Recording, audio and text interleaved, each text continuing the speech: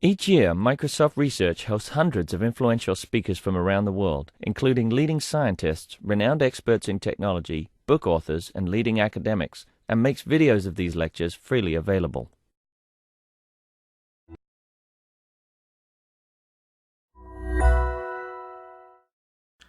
It's my great pleasure to introduce Robert Neuenhaus. Robert works in automated reasoning, paramodulation to improvers. He's one of the authors of the very influential GPLLT paper. His team implemented the BaseLogic SMT solver that was a breakthrough at that time. Since then, Robert and his group, they opened a company, BaseLogic, and they are working on optimization now. And today he's going to talk about how he made the transition from formal verification to high-performance constraint solving. Okay, thank you very much. The things Leonardo just mentioned involve a group, right? It's not me, it's many people, among others Alberto Oliveras, who is here. Okay, so this is about how we moved from tools that are mainly used for formal verification to optimization. So first I will speak a little bit about what BaseLogic is, and then there's going to be a technical part, and depending on the interest of the audience, we can skip a part or we can go through it. And there is an application part. So the technical part, many of you know it. Closed learning SAT solvers, why do they work so well? What is SMT? Why does it work so well? Maybe there's a new view for some of the people in the audience, maybe. ILP, so integer linear programming as an SMT problem, and also hybrids. So SMT plus what I call encoding bottlenecks. Then going beyond. So instead of learning only SAT clauses as you do with SMT, you can also learn new constraints. And then we go into IntSat and some evaluation of IntSat. Then some words about the focus of BaseLogic and examples of our customers' problems and tools used there. Okay, so this is BaseLogic. It's a spin-off of our university. This is ownership. This is the core team. And well, where did we come from originally? From these areas here. So automated deduction, which has many applications, work on the implementation of logics, rewriting, termination proving, CP, and inside CP, well, weighted CP, probabilistic graphical models, and there's a lot of collaborations with other places there going on. And then the focus today, nowadays, inside BaseLogic is mostly on SAT and SMT, and many applications of this. For instance, what we did was define this DPLLT standard that, well, it's a kind of framework that SMT solvers nowadays, many of them use. And well, we did, as Leonardo said before, we did some tools, and well, this also have many applications, as many of you know here. And we also work on many other combinatorial optimization problems using many other techniques and solvers. Aha, this works. So in this talk, in the technical part, I'm going to explain about this. So about SAT, SMT, IntSat, and other techniques and applications. So this is SAT, most of you know.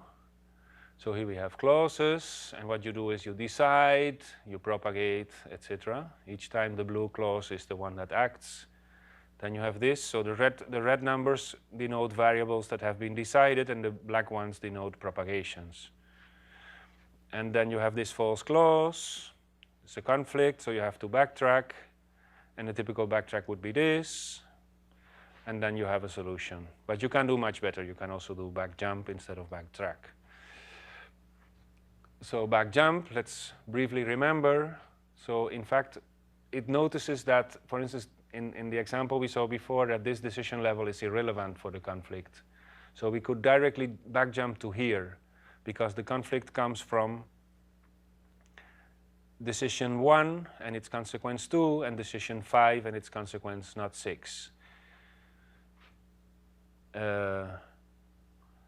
So having here not 5 is enough is needed to solve the conflict. So conflict analysis is this. You have to find a backjump clause. In this case, it's this one. That's a logical consequence of all the clauses you had, and that reveals a unit propagation at an earlier decision level. So where the part C is false. And then backjumping is, well, after that you return to the decision level D and do the propagation. So here is another example. You have this current assignment, last decision is 9, and then with these clauses here, you successively, you propagate not 8 with this clause, then not 5 with this clause, etc., until you reach this conflict here. And so then you are going to analyze where the conflict comes from, and you say, well, what was the last literal involved in this conflict? Where did it come from? Oh, it came from this clause here. So then we do a resolution, and we get a new false clause that is false in a prefix of the stack. So you can repeat this until you reach a clause that has only one literal of the last decision level. This is called the first UIP. And you can use this clause to backjump always. In this case, you would backjump to after not 7. So independently of how many decisions you have here in between, you can backjump directly to this point. This is simple. I guess most people know it. Now, a view about why it works so well.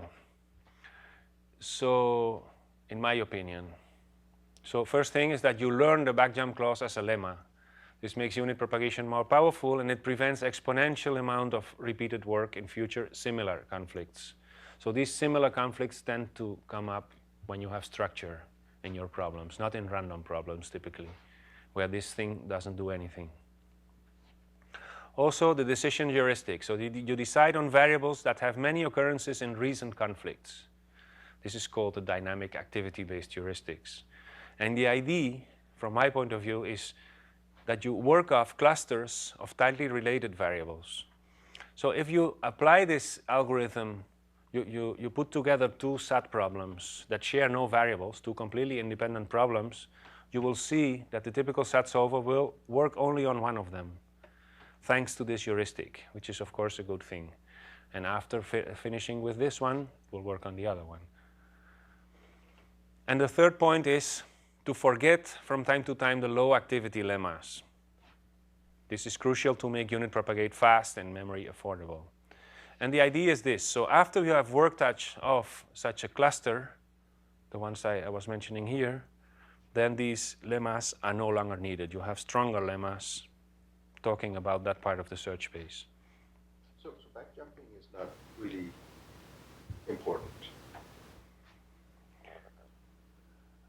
I guess if you would learn this, then the backjump itself would not be that important. Yeah. You can replace backjump by fast replay. By fast? Replay.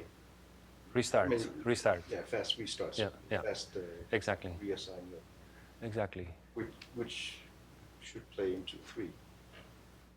Yeah. Yeah, good point. So why is this working so well? What is good? What is bad? You know, this I think we all know.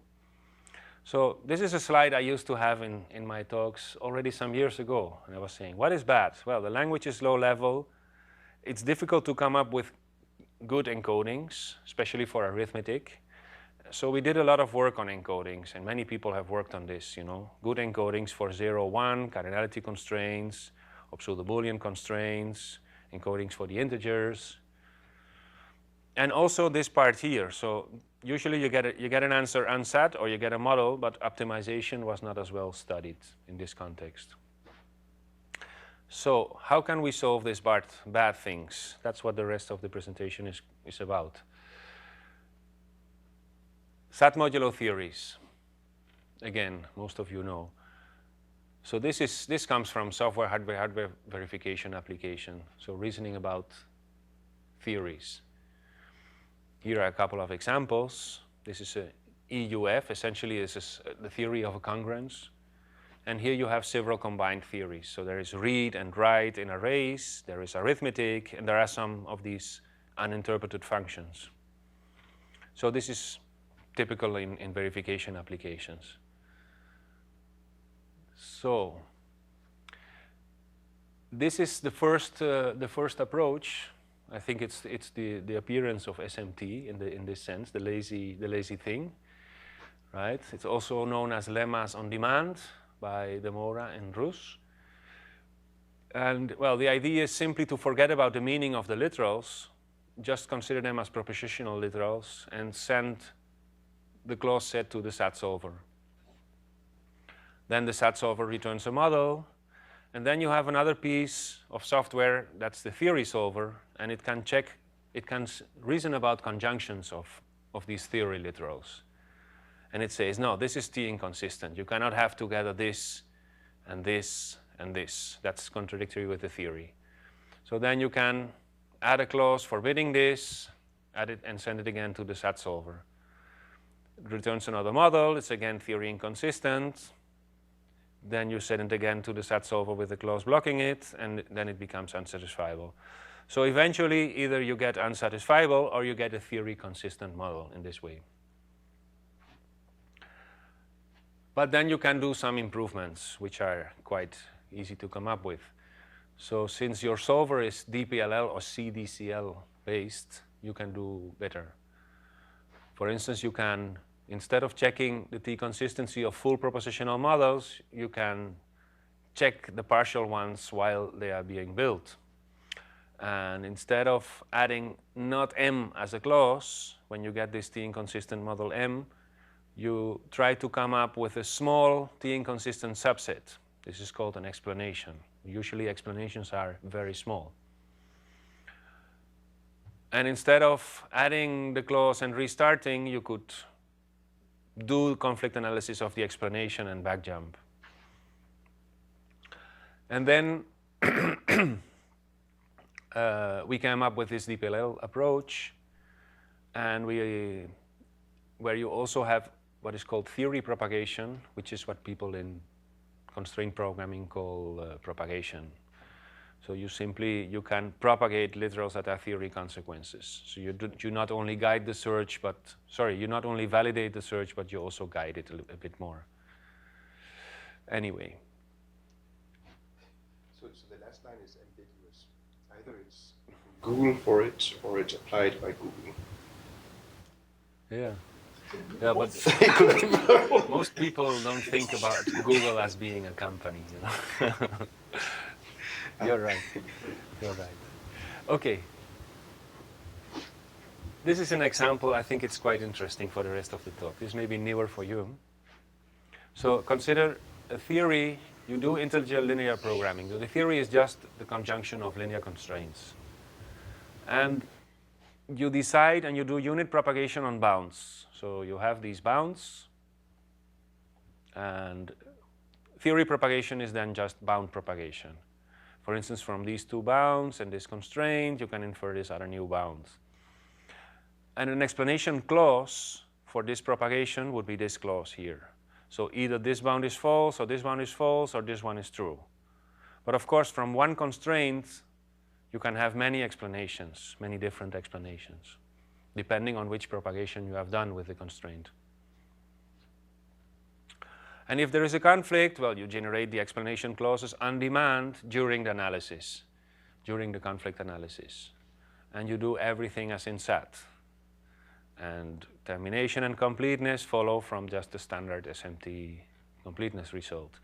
The interesting thing here is that, you know, this is doing SMT, pure SMT in this context is a little bit cowardice, you know.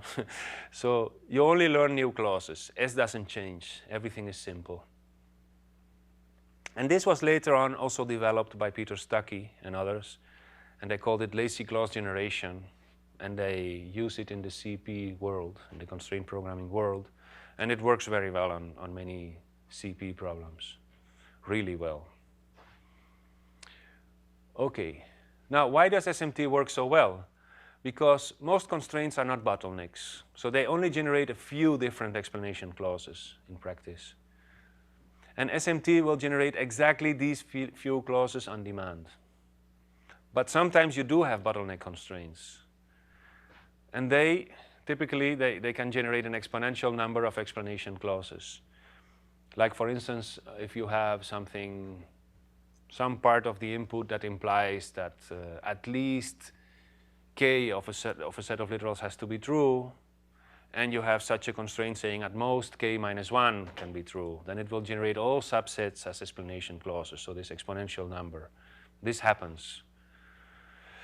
Okay, so what you can do is detect and encode such bottleneck constraints on the fly. So while running, when you detect that a certain constraint is generating a lot of explanations, you stop and you encode that one. And instead of doing this naive SAT encoding, which is this exponential number of explanations, you have a compact encoding with auxiliary variables, only for that constraint. And it's even helpful because you can also split on these auxiliary variables, and this appears to be helpful in some cases. So this is some work we have done together with Stucky. Oh, sorry, that's for sorting. That's for cardinalities. This was for cardinality and for pseudo-Boolean as well. But they in this first paper, so Abio is a PhD student of ours who went to work with him. In the first paper, they tried to not encode the full constraint, but partial, only those parts that appear to be active. And this made it really difficult to implement. And then we did a lot of experiments, and we discovered that you can, in most cases, you can just encode the full constraint, and everything works well. And then, of course, you do not need specialized algorithms to be able to extract part of a constraint, which is what they were doing in the cardinality constraints, for instance, and in the pseudo-Boolean ones. And this works very well. Again, this is a significant additional improvement on just SMT. So you start with SMT, and when you see that something is a bottleneck, you encode on the fly only these parts. Okay, but then there is this challenge. So in the slides before, you were only learning new clauses. But it can be much more powerful to learn also new constraints. So if you look at it from the SMT point of view, you would be strengthening your theory. Well, not the theory, but the presentation of the theory. Okay? So you add new cuts that are consequences, new constraints. So you have this table here. Clauses, constraints. You attended Andre's talk. When? It had lines, 6 first lines. Did it? Yeah. Oh. When was that? Great minds think alike, maybe. No, this is from my CP talk last fall, I think. So this is, if you want to eliminate a variable from two constraints, you can always find the multipliers in order to do it, right? So this would be a cut inference. And well, this is an example just to motivate indeed that learned cuts are stronger than SMT clauses. So for instance here, this is a 0-1 example. So here I could have as well have written, this is just x is true, y is true, z is true, u is true. So the stack grows like this. So you take these two decisions, you propagate with C1 that z is true, and then you have a conflict. You propagate with C2 that u is true, and then you have a conflict. So if you do the normal conflict analysis, SMT-like style, then you get, well, essentially you get that not x, y, and z at the same time can be true. So one of the three has to be false, which you can express with this linear constraint. But if you do the cut, you can directly infer that z has to be false.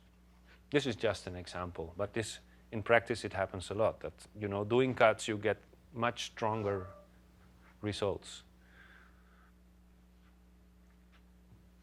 And now, well, this is a well-known problem, even in the 0-1 case, that what you would like to do, if you really do everything you would do in CDCL with this, you start doing it with integer linear programming with this, then you run into trouble. And this is an example of the trouble. So you say, again, this is a 0, 1 example. So x is true, y is true, then with C1, z has to be true, and then C2 is a conflict. But this propagation, you have done it by rounding. So if x is true and y is true, then 2z has to be at least 1. So this means that z has to be at least 1 because of rounding.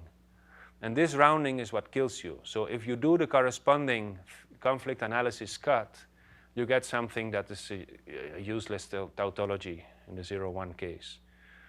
And indeed, according to the intuition, if you translate SAT to this, then conflict analysis is finished.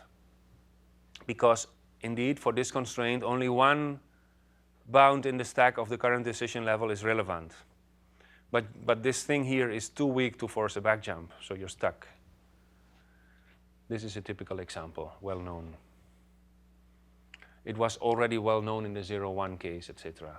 So if you try to solve this problem in the 0, 1 case, there is a lot of work on this in pseudo-Boolean solvers. So one solution is you go the pure SMT way. So you can just solve the problem as in the SMT case, right? And indeed, if you look at it, some pseudo-Boolean solvers, they only learn clauses. So these are just SMT solvers in this sense. But you can be smarter. So you can fall back on SMT only in the case of the rounding problem. And then, since any clause on 0, 1 bounds is expressible as a constraint, so you can imagine this is because of convexity. In the 0, 1 case, the disjunction of bounds is expressible as a single constraint because it works. So then you can simply express your thing as a constraint and do the cut with this constraint. So this is a particular case of doing the cut only with the variable that you eliminate having coefficient 1 or -1. So this is what happens here. So then there is no rounding, so you can always, if you do all your cuts like this, you can always back jump. But in the pseudo-Boolean world, there are better solutions even. So you can also use cardinality explanations instead of always clauses. So it is a way of dealing, it's a form of SMT where the basic language is cardinality constraints and not clauses. And there are a lot of people that have worked on this. Okay, now solving the rounding problem in the Z case. So this is very nice work. And the authors managed to solve the rounding problem. They can, during conflict analysis, for each propagated variable, always compute a tight reason, what they call a tight reason, which is, again, that the coefficient of the propagated variable has coefficient 1 or -1. And the process of computing this tight reason is done on demand during conflict analysis. And this process uses a number of non-variable eliminating cuts. And this works because it is required that decisions are always made making a variable equal to its current upper or lower bound. And as before, if you only do conflict analysis with tight reasons, then there is no rounding problem. You can always back jump. And this learning scheme is similar because they really need to compute these tight reasons during conflict analysis. They must use this learning scheme, at least the way they solve it. Maybe it's not necessary, but the way they do it, they need to use this learning scheme, which is similar to the all decisions SAT 1. So this means that the tight reasons you compute, in the end, what you get is kind of as if you had done conflict analysis in SAT until you have only decisions. And unfortunately, this doesn't work much. It doesn't work well in SAT. And apparently, it also doesn't work well in integer linear programming. So one UIP, so that's the first unique implication point? Yeah. And that's bad because of back jumping or because of the clause? No, it's bad because what you learn is less useful. So this is The clause. Okay. this agrees with what we were saying before, right? So the back jump itself, I don't think it's very important where you back jump to. Yeah, just wanted to. So what is important is the quality of what you learn. In SAT it works because in SAT if you can do it, right? You can do conflict analysis until you reach something that's built from decisions only. And if you are a little bit more clever, you would continue until you have one literal of each decision literal. This is called the all UIP, which you can also do. And you get really small lemmas. So many people have tried this, right? Because it looks very good because you get small lemmas, and apparently smaller lemmas should behave better, and it's not true. So it doesn't work at all. So it's not the overhead of computing these lemmas, it's because later on the search is much worse. So even if it were cheap, it's not worth it. Just like other learning schemes based on min cut of the conflict graph, it's the same thing. So you get really small lemmas. So even if it were cheap to compute, it doesn't search well.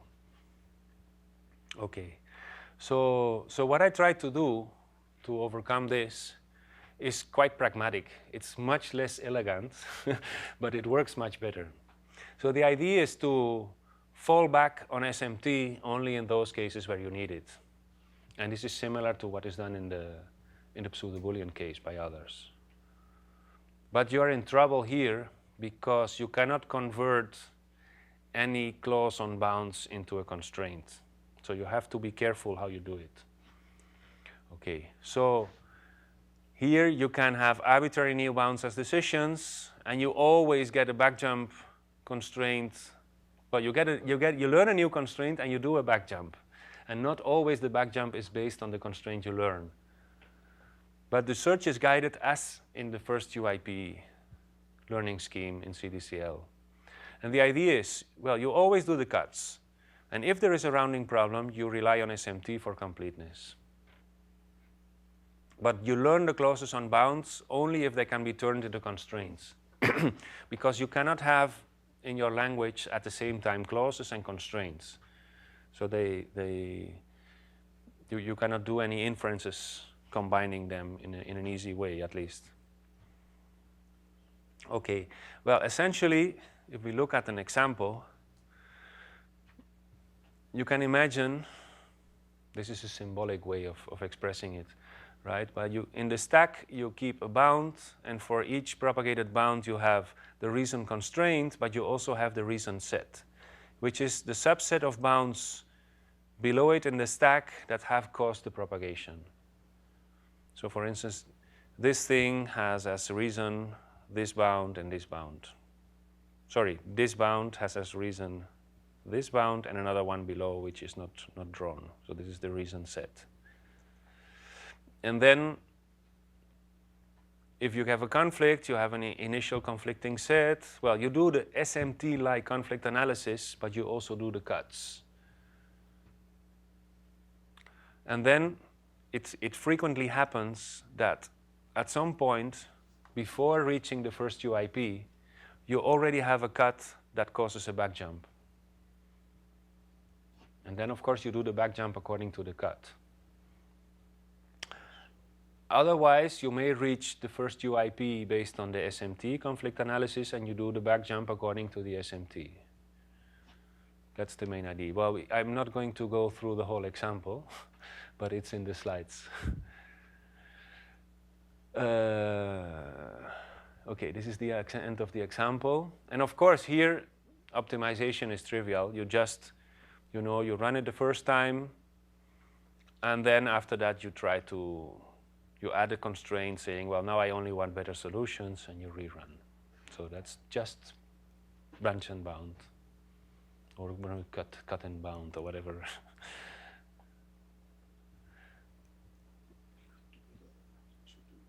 Sorry? You should do better than that. Okay. And there are these results. You mean binary search or something? or again the dual thing. Okay. Okay. Well, the interesting thing is that this can be implemented in a very light way. So you do not, since you do not rely on the cuts for completeness. For instance, you can prevent overflow by just throwing away those cuts you don't like. So what I do is cuts giving coefficients that are too big are simply discarded. And then if intermediate computations are done in big integers, then it's guaranteed not to give overflow in the intermediate computations. And there are some tricks about how to implement it, like counter-based bound propagation. And counter-based bound propagation, well, you could, depending on how your constraints look, you could have different ways of doing efficient propagation. For the moment, I've only implemented this. It also has its advantages because you can more easily parallelize, for instance.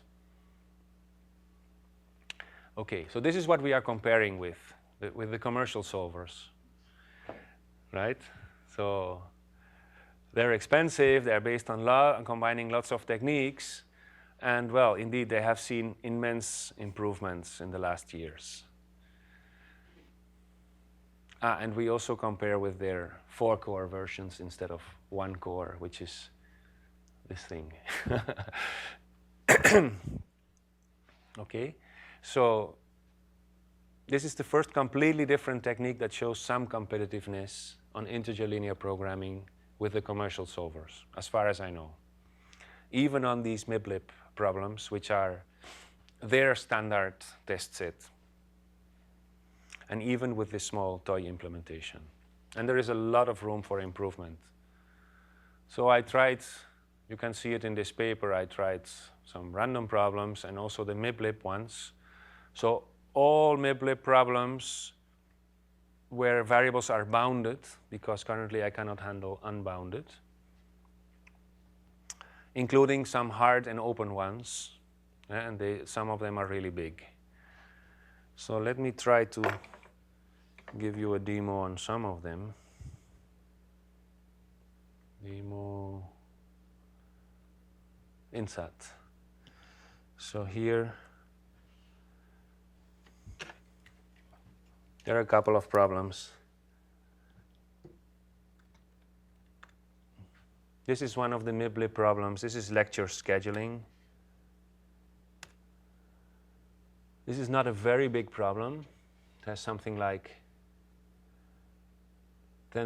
about 10,000 variables and I think 15,000 constraints or something. Well, this is Cplex running. For the moment, it has no solution, and the problem is open, so the optimal is unknown. And well, if you let it run for an hour or so, it gets solutions. So here the lower bound is 38. I don't know how long it takes to find the first solution. So the upper bound is 41 and lower bound is 38? No. This is something else. This is the lower bound. No, this. Look at this. So this. This depends on the node that it's exploring. You see, it goes up and down. So when the lower bound is 38, it found a solution? No, it has no solution yet. But there's no solution that's below 38.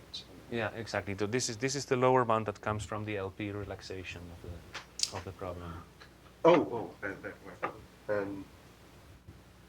So now in this column here, we're supposed to be getting integer solutions, and as soon as the gap between the two is small enough, it stops. It's optimal, right? So you can set this gap to some value. So if you say I don't care about the last 2%, then it will stop after the last 2%. No. Well, we don't get any solutions. Let's interrupt, okay? After, what is it, 100 something. Now I run IntSat with the same.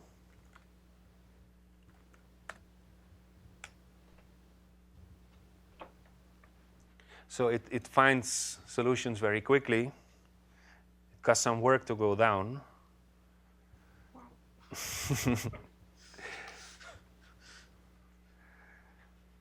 So after a minute, here you get the solution, which is, I think, 84 or something, which is, it takes hours to get it with a, and it's in fact it's close to what is known as optimal. So the best solution found so far.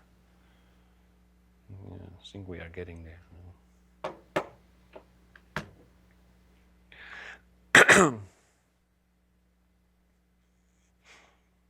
Maybe we can let it run for a while. 40, oh, we're almost there, I think. 99.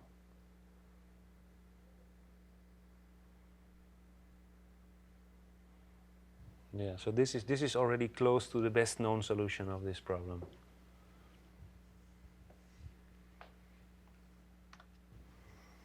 Now here I have another one, which I'm not even going to run Cplex because it dies. So it takes a very long time to get a first solution with Cplex. So this is a big one, you see? It has 135,000 variables in 150,000 constraints. This is a huge problem. It finished parsing, so it starts working.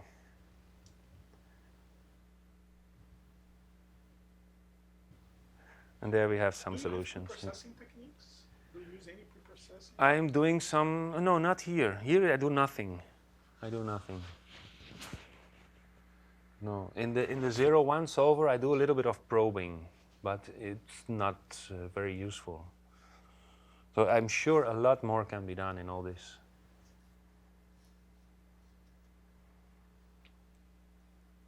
And here again, so if you, after a minute or so, it gives you a solution that's again close to the best known.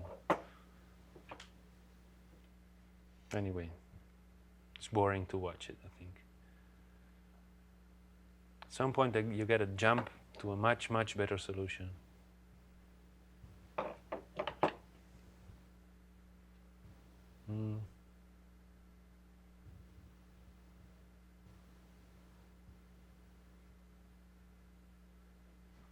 So you get quite some pruning from the, when you add the new constraints, saying you only find, so from the upper bounding. So is this tool available online somewhere? Sorry? Is this tool available online somewhere? I had a version from the CP paper online, but I recently removed it because since then there have been a lot of improvements, but I haven't made public the new one. So if you send me email, I can when the new release comes out, I can let you know. Does the release include the source? Yeah. See, so this is already close to the best. We went down from 1 million something, or from 1 million something to 300,000. Okay, let's stop it. I can also show you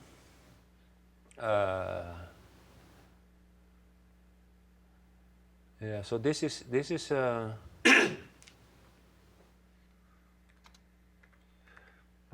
demo of the 0-1 solver with an application to. Can you read it? Yeah, you can more or less see it. Okay. So this is workforce scheduling for a car rental company. So I'm using Prolog as a modeling language. And this is a little bit toy example. So you can have lots of constraints describing. For instance, so the car rental company essentially what the guys do is pick up cars. So people pick up cars and they attend them. So this says that each worker can handle 5.5 cars per hour. And there are lots of constraints about the contracts those guys have, and how many people you have of each kind of contract, what temporary workers cost, how many hours they can work, etc. So you can complicate it as much as you want. And then there is, let's see, so here you have all these numbers. This is in the time slot from 7 a.m. to 9 a.m. each day of the year, how many cars they have to handle. Okay, so we have these data for the whole year. This is a forecast. And you can also do things like, you know, this worker is absent this moment, etc., etc. Well, this is a simplified version of it. This is for a customer of Barcelogic. Okay, so now what are we doing here? Let's first do it. So this is a car rental company at an airport in Spain. Well, in fact, they have many airports. So in January, they don't have much work. So now let's just schedule what's going on here. You're gonna press S. You press S. Can't even read it. You press S, the S key. Yeah. No, that's good. Okay. So on my screen, it's much, much smaller. Even with glasses, I cannot see it. So this is just a prologue. So now we are going to schedule the month of January. Where is this? Here.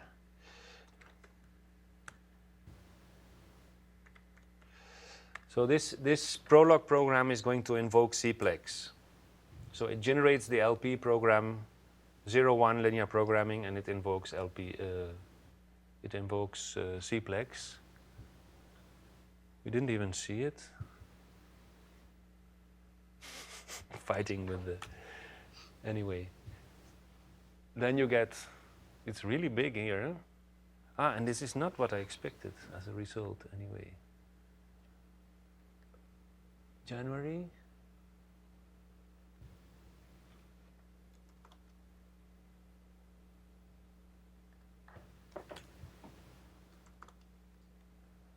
Let's see what happens here. Cost of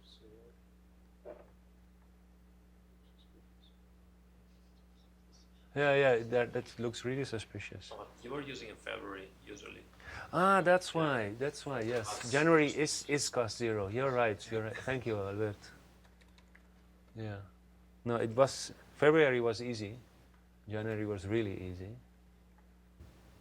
Ah, that's why it's scheduling February, yes. Okay.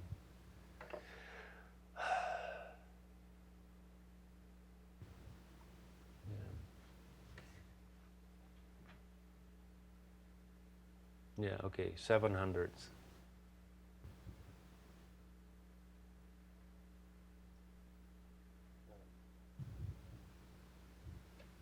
So now it's too late.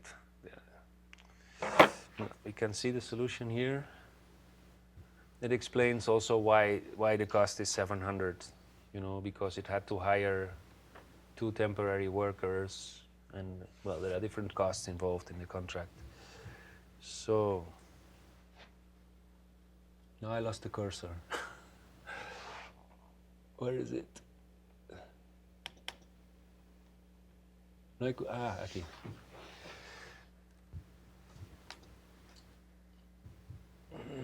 That's why I lost the cursor, because I'm not watching.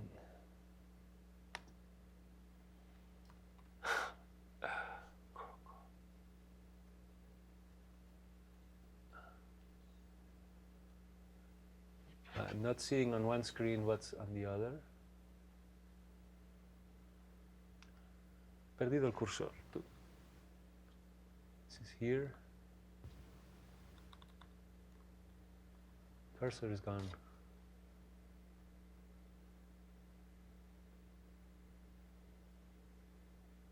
Sorry.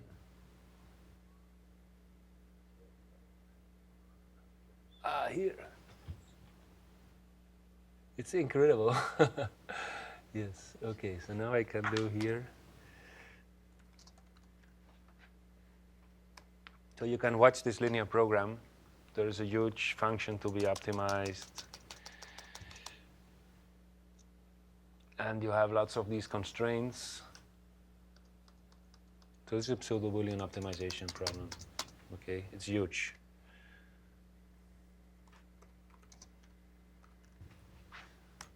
So this is the same problem with IntSat proofs optimality. Okay, now we can. So you said that you had a separate code for the pseudo-Boolean case? Yeah. Yeah. Yeah, in pseudo-Boolean you can do many more dirty tricks. Meaning strengthening the inequalities? Yeah, so you And split them. so it's like in the cut-SAT procedure, you have to do a lot of work to get a tight reason. In the pseudo-Boolean case, there are many tricks to get these tight reasons just locally without doing any inferences. So you can extract from the constraint, sometimes you can extract a cardinality constraint instead of a clause, and you can also sometimes extract a pseudo-Boolean constraint instead of a clause. You can do stronger things locally. Like Chai and... Yeah, like Chai and Dixon. Yeah. So this is May. In May, things are much more difficult in this company.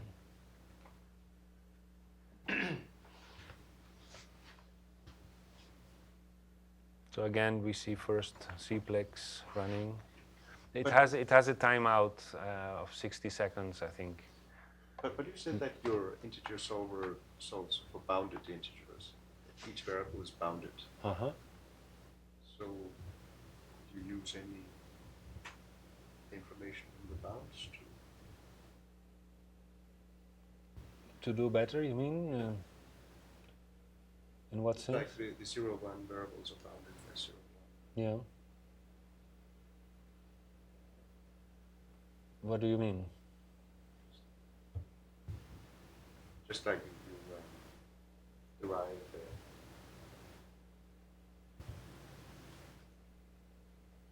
stronger inequalities by knowing that the variables are bounded.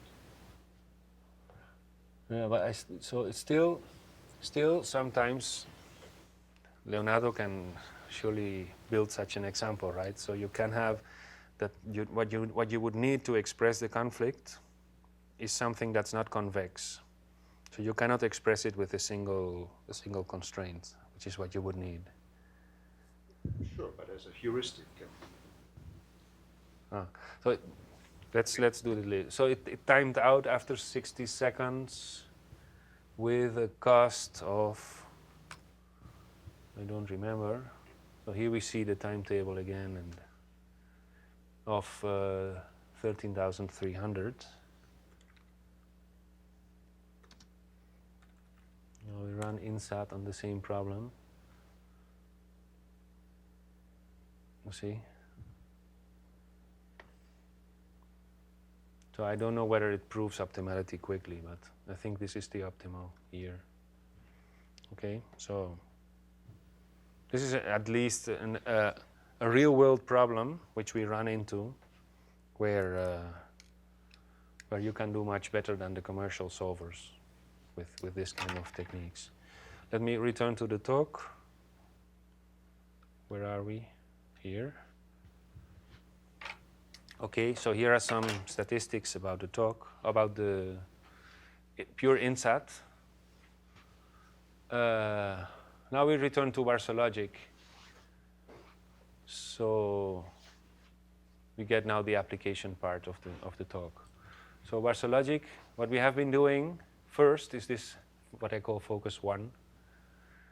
So we hired this marketing guy, expert in business, and he did quite a good job. So he got all these paying customers, and so we did employee scheduling for a large call center, and also this car rental company. We did cross-docking. Later you will see some more. We did a lot of sport scheduling, planning the Paralympic Games as well, route planning for transportation companies. So, but all this, it involves doing consulting with these customers. So you have to learn their sector, their industry. So it does not really scale, but it provides us the financial resources for the real mission, what we want to do, right? Which is this, what we want to do is to create value and good solvers and tools. So what we have been doing is working with third-party companies. So this software providers, ERP and human resources, to make these modules. So employee scheduling and production scheduling using SMT and extensions. And for this, now we are ready for them to sell it to customers. So we have prototypes and APIs and modeling languages for this.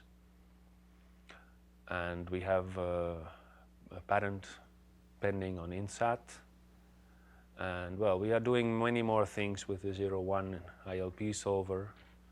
And we also have this, which is a little bit different application area, which is a Max SMT-based compositional safety verification tool. And our plan is to do like this. So grow in Barcelona, where we have this nice atmosphere. Okay. So now let's speak a little bit about a few of these problems to finish the talks. So for instance, in this call center, we had forecasts. So they get different types of calls which have to be answered by persons with the right skill. And some of these people are multi-skill. And then there is this forecast. So for each skill you have for each 30-minute slot of the year, they know how many calls they expect. And they want to have this quality of service, like so in this percentage of calls answered in this amount of seconds by a person of the right skill. And of course many regulations are there, like rest periods and so on. So by law and by agreement with unions and with the workers and so on. So in the end, we saved 31% of their summer temporary employees the first year. And well, this got us, since we were charging them per saved full-time equivalent, it was quite okay. So this is the demo we have seen already, although we applied it to car rental companies. This is another completely different problem. This is cross-docking. This is a logistics problem. So we do it for Mango. You know the clothing company Mango? It's one of the largest. So after H&M and Zara, I think it's close to the biggest, and it's located in Barcelona. And well, they have this forecast. Each shop is going to sell so and so many items of each size. And then they tell the Chinese to produce it. And the Chinese, of course, they make boxes per size. And then you go to a logistics center and you have to pick items to make the boxes for the shops. And what we do is we design standard cross-docking boxes. So each cross-docking box has an assortment of sizes. So the Chinese are not willing to make the boxes for the shops because that's not their job. They just produce. But they are willing to make these, let's say, 3 different types of cross-docking boxes. So where each box has an assortment of sizes. So, and of course, cross-docking boxes, they need not be opened at your logistics center. So most of the shops are served just by using these standard boxes. When we came, they had a 30% of picking, and now they have a 10% of picking. So this is very large savings. And we also solved other problems for them, and some extensions. And well, we provided them software and maintenance and consulting and other. This we did just with ad hoc programmed local search. So we're not married with SAT and SMT and you know, for each. This is professional sports leagues. This I have been doing for many years, and it's a real hard problem. Oh, let me see whether I can get a demo on this.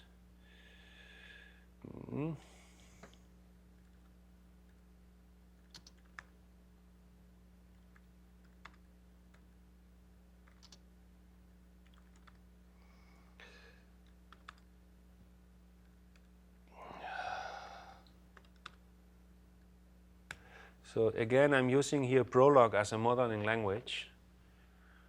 And this is the Dutch first division professional soccer.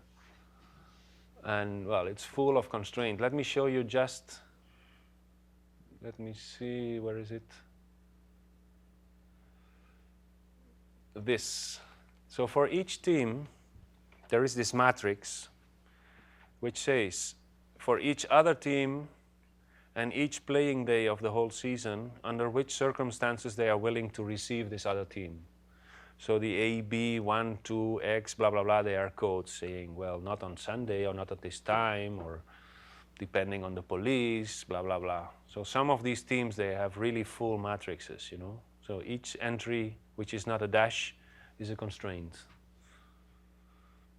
So this is already a lot of constraints. But there are also, so these are many constraints that involve individual matches. So you say, well, match Cambuur against AZ on day 3 has no constraint, okay? Match, blah, blah, blah. So each entry is a match. But there are also lots of constraints involving combinations of matches, like, well, all these, in fact. So these guys, they cannot play at home at the same round. So when this guy plays home, you cannot have this match on the same play day. They are same rounds and same days. And well, so many of these constraints come from TV, optimization, maximization, TV income. Others are public order, others are sportive. So it depends a lot. And there are many constraints also about, you know, certain matches for sportive reasons. They have to be placed, they have to be distributed along the season, again for TV reasons. So there are other constraints that are even more complicated to express. Anyway, this we solve with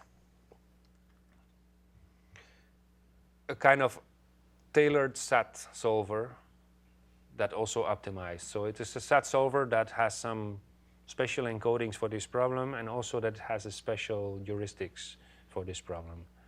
So this is one of the few examples I know of where a tailored decision heuristic works better than the standard one. And it's necessary. So, Okay? so this one is not solved using IntSat. It's No. solved using a different. This is pure SAT. Pure SAT, Oh. but tailored towards the problem. So now what you're going to see is this Barcelogic SAT solver tailored towards the scheduling application. And how was it tailored? For instance, by having, so it's optimizing, it's not just SAT, it's also optimizing a cost function. So it's a kind of max SAT in that sense. Certain constraints, they have a weight associated with it. Yeah. And, but it's also tailored in the decision heuristic. So certain types of variables it's deciding before on it. And it's also tailored in order to minimize the cost function. So the typical heuristic where you want to lower the cost. So the polarity is done in order to lower the cost. So then it sounds like you could produce a benchmark in the format of weighted max SAT. Sure. And have you done that and published them? No, but we could. In fact, the Australians, so where Ignacy Abio is with Peter Stuckey, they have used this sport scheduling instances for many applications. They have them. Yeah, but there's this evaluation of max SAT solvers that use these common Timex extension. So now from Barcelogic we could be generating lots of real-world examples. Yeah, many things. That would help a lot. Yeah. So it's very easy to modify some of the constraints and run again, and you get another instance, and so on. Right? Yeah. So it's taking some time in finding the first solution, but then you will see it's again optimizing. It will go down. Don't know if it's necessary to wait. But so this is pure SAT. The R's are restarts. Maybe we can go back to the talk. And where is the talk? Here. And see what it produced. Okay. And this we also do for Portugal. But there they like to have this random draw on TV, you know, with girls extracting balls. And so we generate 10,000 different schedules for them, and they select one. That we can also do. So they can publish in advance the database of hundreds of 10,000 calendars. So everybody can check that they are completely different. They all satisfy exactly the constraints that they publicly say that they have to satisfy, and they can see that the girls extract a number. So that's the best of both worlds. 10,000. Yeah. Sorry, that's space. No, that's in Arabia, right? Saudi Arabian League. Okay, and we also do cricket. That's also nice. So it's completely different. You have to learn a lot about cricket, and then you can do it. And there, in fact, we have 6 leagues simultaneous that are being scheduled. This is another application where we used an ad hoc greedy algorithm. So in the Paralympic Games, everything is scheduled until the last minute. You know, everything has to fit in perfectly. There are lots of constraints for TV and for... But what's the language of these constraints? Is it SAT, pseudo-Boolean? Is it integer? Well, I don't know. So it's I don't know how Javier handled it, right, internally. I think he got a spreadsheet or something. And But the algorithm works on top of... yeah, so what? we did this for them once, and now we are negotiating developing a software where they can, and then we will have to agree about yeah. So we did it once, and they paid us once for the moment, and we are negotiating about doing it more times. Yeah. It's quite nice to see the kind of constraints they have. This is an interesting problem. So there is this third-party company who has the geographic info, like Google Maps, you know, and they provide software as a service for transportation companies. So those guys, the transportation companies, they upload information about their fleet of vehicles, capacity, weight, size, driver's constraints, and also every day which packages they have to deliver where, and which size, and which weight, and in which time window, etc. And then what we do is we generate the planning for each vehicle. And this is kind of, you know, strongly constrained combination of n traveling salesman's problems. So n, one per vehicle in a sense. And here again we use something completely different. So we use G-code, I don't know if you know it. It's an open source constraint programming package for implementing large neighborhood search. So it's kind of local search where the notion of neighborhood is, you know, you take a random subset of variables which you are allowed to flip. And these variables, well, to flip or to change, because it can be, depends whether it's 0, 1 or not. And so the optimal flipping of this subset of variables, you do it with a complete method, in this case G-code. So you do this local search. And you can put any local search control on top of this, of course. You can do n times until, and so you cannot detect whether you are in a local optimum. That's too expensive. But you can iterate, say, so and so many times. Each time you start with a greedy solution, for instance. What's in your vision is to have a single tool that will be able to handle all this? No? No. This is focus 1, okay? Focus where we want to learn about customers and their problems and use the income to survive to do focus 2, right? Which was focus the... 2 yeah. had, I think... No, it had 2 modules, plus having good tools, right? The modules were 0, 1 integer programming, and this, let's go back there. So, employee scheduling using this, and production scheduling, which later I will show you, using SMT and some extensions.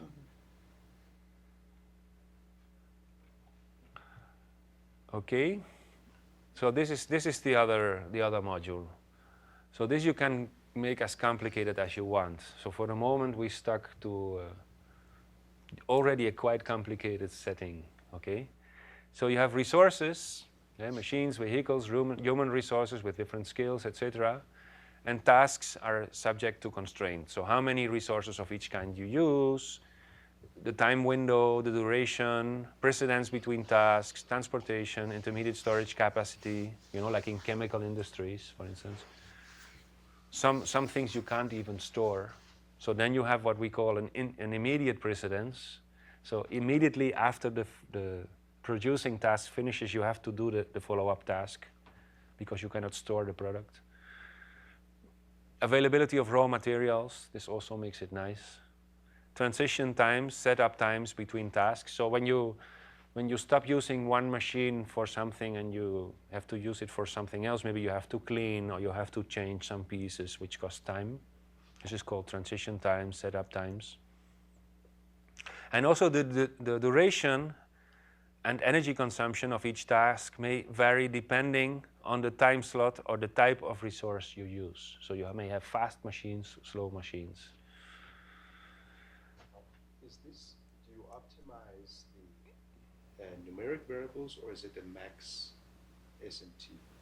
So we could, as you know, we could put an optimization on top of it. For the moment, what we do is minimizing the make span. Well, we also do try to fit all tasks at least, and after that we optimize something, Albert? Yeah. Deadlines for delivering the tasks. So you want to be as close to the deadline as possible.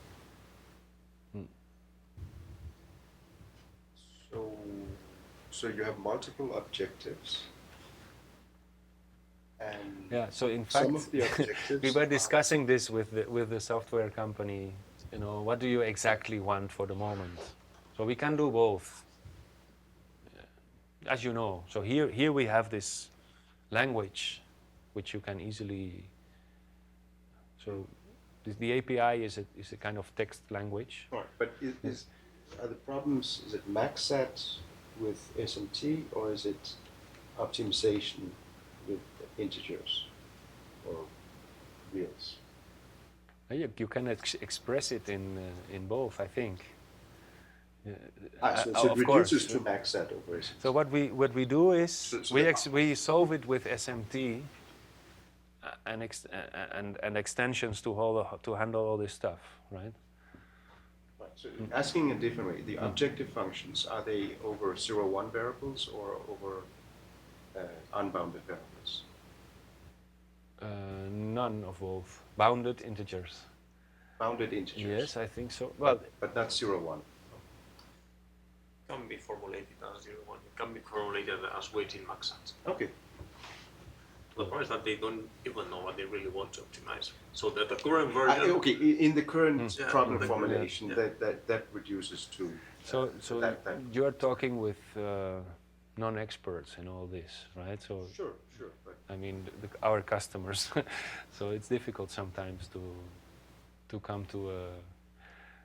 So in fact, nowadays we consider that we should have made it much simpler and start, and then make it more complicated on the fly. Anyway. Well, and then there are a couple of last applications. Are you allowed to make benchmarks available? You know, it's a pain sometimes. You know, we made some benchmarks for SMT at the time, and you know, people start asking, "Can't you produce more, or can you try to do it in different characteristics?" And so it's sometimes it's quite a lot of work. Of course, we could. Yeah. I think the issue is if your customers would allow or not. If the customers would allow. For the moment, I am worried about our work. That's. I think. Cycles spent, or how much time we spend. Yeah. Yeah, I think for the customers at this point we could, if it's obfuscated, it would be no problem. Okay, here are a couple of other examples. Course timetabling. In fact, we also did course timetabling with SAT and with MaxSat. We have some paper about this. But latest version which we did for a real customer was with G-code. And this is another thing, plastic extrusion. So there's a lot of car industry close to Barcelona, and we did this again with an ad hoc algorithm. Okay, this is all. So if there is some conclusion, and it's this one. So you need a large toolbox of techniques, and even just integer linear programming needs combinations of tools. And inside these combinations of tools, IntSat may become one of them. That's it. Thank you.